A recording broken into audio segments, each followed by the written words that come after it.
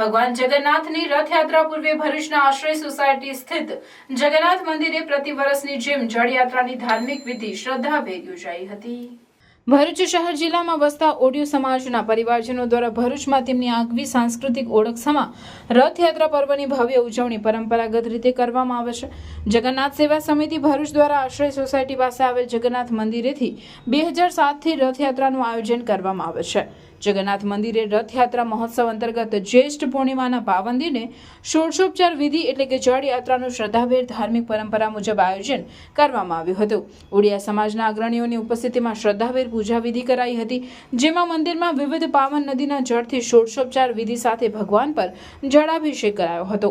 હવે ભગવાન અષાઢી બીજના રથયાત્રાના દિવસ સુધી ભક્તોને દર્શન નહીં આપે અને મંદિરના ગર્ભગૃહમાં આશ્રય કરશે। જગન્નાથ સેવા સમિતિ દ્વારા ભરૂચ દ્વારા રથયાત્રા આયોજન હર્ષોલ્લાસ અને શ્રદ્ધાભેર પરંપરાગત રૂટ પર કરવામાં આવનાર છે।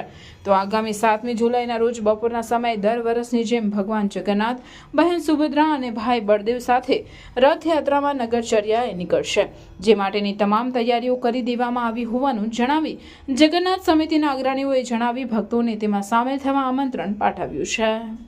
स्नान देवस्नान पूर्णिमा भगवान जगन्नाथ, बलभद्र और माता सुभद्रा, सुदर्शन भगवान का स्नान यात्रा है। ये सबसे बड़ा त्यौहार है।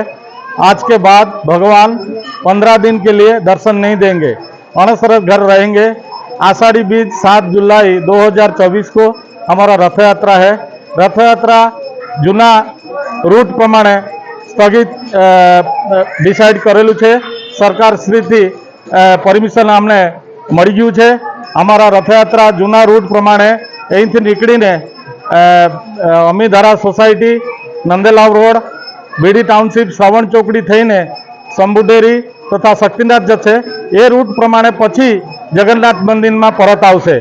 આપ સૌને પ્રવાસી ઓડિયા સમાજ તરફથી ભરૂચવાસીઓ को हार्दिक शुभकामना।